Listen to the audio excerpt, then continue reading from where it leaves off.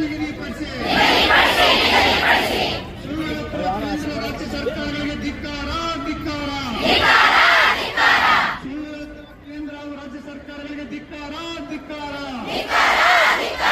ಆಶಯವನ್ನು ಗಟ್ಟಿಯಾಗಿ ಗುರುತಿಸಿಕೊಳ್ಳುವ ಸರ್ಕಾರಗಳಿಗೆ ನೋಡ್ರಿ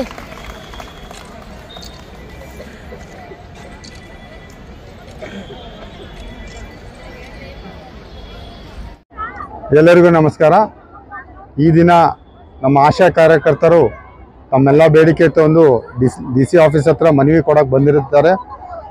ಇವತ್ತು ಇವರೇನು ಕೊಟ್ಟಿದ್ದಾರೆ ಕೆಲವು ವಿಷಯಗಳು ಆಲ್ರೆಡಿ ನಾವು ಸತತವಾಗಿ ಮಾನ್ಯ CO ಸರ್ ಅಧ್ಯಕ್ಷತೆಯಲ್ಲಿ, ಮಾನ್ಯ DC ಮೇಡಮ್ ಅಧ್ಯಕ್ಷತೆಯಲ್ಲಿ ಹಾಗೂ ನಮ್ಮ ಕಾರ್ಯಕ್ರಮ ಅಧಿಷ್ಠಾನ ಅಧಿಕಾರಿಗಳು, ತಾಲೂಕು ಆರೋಗ್ಯಾಧಿಕಾರಿಗಳು, ಡಿಸ್ಟ್ರಿಕ್ಟ್ ಆಶಾ ಮೆಂಟರು ಮತ್ತು ತಾಲೂಕಾ ಮೆಂಟರ್ಸ್ ಏನಿರ್ತಾರೆ ನಾವು ಚರ್ಚೆ ಮಾಡಿ ಮತ್ತು DNO ಅವ್ರ ಜೊತೆ DPM ಎಲ್ಲ ಸೇರಿ ನಾವು ಆದಷ್ಟು ಸಮಸ್ಯೆ ಬಗೆಹರಿಸಿದ್ದೀವಿ.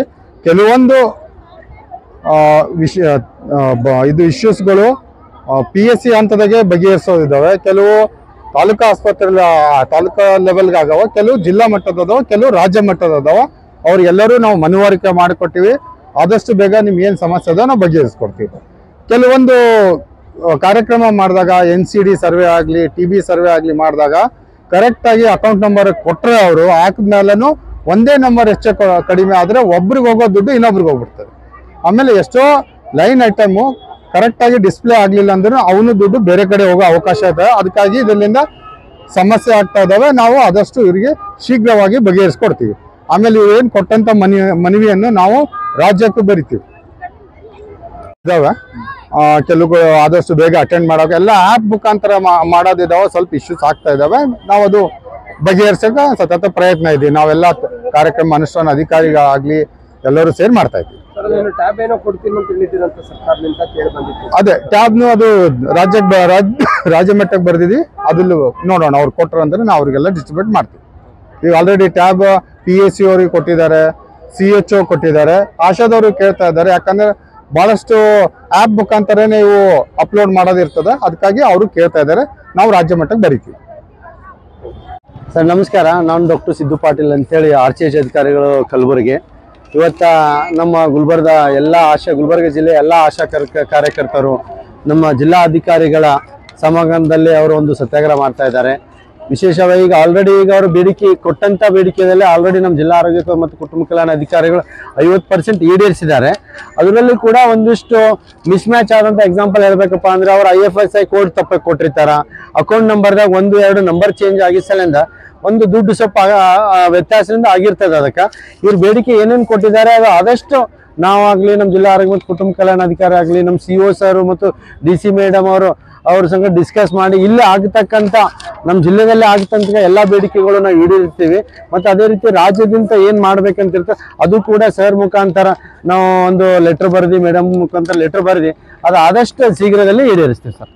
ಈಗ 15,000 ಪೇಮೆಂಟ್ ಕೇಳ್ತಾ ಇದಾರಲ್ಲ, ಅದ್ರ ಬಗ್ಗೆ ತಾವೇನು ಸರ್? ಅದು ರಾಜ್ಯ ಮಟ್ಟದಂತೆ ಫಿಕ್ಸ್ ಪೇಮೆಂಟ್ ಅಂತ ಆಗ್ತದೆ ಸರ್. ಅದು ಆಗೋಣ ಅದನ್ನು ಆರ್ಡರ್ ಬಂತಂದ್ರೆ ಅದು ಕೂಡ ನಾವು ಮಾಡಿಸ್ತೀವಿ ಸರ್, ಏನು ತೊಂದರೆ ಇಲ್ಲ ಸರ್. ಇವತ್ತಿನ ದಿನ ನಾವು ಈ ಜಿಲ್ಲಾ ಮಟ್ಟದಲ್ಲಿ ಹೋರಾಟವನ್ನು ಹಮ್ಮಿಕೊಂಡಿದ್ದ ಉದ್ದೇಶ ಏನೆಂದರೆ ನಮ್ಮ ಆಶಾ ಕಾರ್ಯಕರ್ತರಿಗೆ ಭಾಳಷ್ಟು ಸಮಸ್ಯೆಗಳಾಗ್ತಾ ಇದ್ದಾವೆ. ನಮಗೆ ಹಗಲು ರಾತ್ರಿ ಕಷ್ಟಪಟ್ಟು ದುಡಿತಾ ಇದ್ದೇವೆ. ನಮಗೆ ಕರೆಕ್ಟಾದ ನಮಗೆ ಬರಬೇಕಾದ ಸಂಬಳಗಳನ್ನು ಬರ್ತಾ ಇಲ್ಲ. ಭಾಳಷ್ಟು ಎಲ್ಲೆಲ್ಲೇ ಗ್ಯಾಪ್ ಉಳಿತಾ ಇದೆ. RCS ಪೋರ್ಟಲ್ ಅಂತ ಮಾಡಿದೆ. RCS ಪೋರ್ಟಲಲ್ಲಿ ನಾವು ಲಿಂಕ್ ಮಾಡಿದ್ರು ಯಾವುದು ನಮಗೆ ಅದರ ಪ್ರಕಾರ ಸಂಬಳ ಬರ್ತಾ ಇಲ್ಲ. ಅದಕ್ಕಾಗಿ ನಾವು ವಿಷಯಗಳನ್ನು ನಾವೆಲ್ಲ ಕೂಡಿಸಿ ಒಂದು ರಾಜ್ಯ ಸರ್ಕಾರ ಒಂದು 5,000 ರೂಪಾಯಿ ಕೊಡ್ತಾ ಇದೆ, ಒಂದು ನಾನ್ ಇನ್ವಿಟೇಷನ್ಸ್ ಅಂತ 2,000 ರೂಪಾಯಿ ಕೊಡ್ತಾ ಇದೆ. ಅದರ ಹೊರತಾಗಿ ಒಂದು 7,000 ರೂಪಾಯಿ ಬರ್ತಾ ಇದೆ. ಅದಕ್ಕೆ ಇನ್ನಷ್ಟು ನಾವು RCS ಪೋರ್ಟಲ್ನಾಗ ಬರಬೇಕಾಗಿದ್ದವರು ಬರ್ತಾ ಇಲ್ಲ.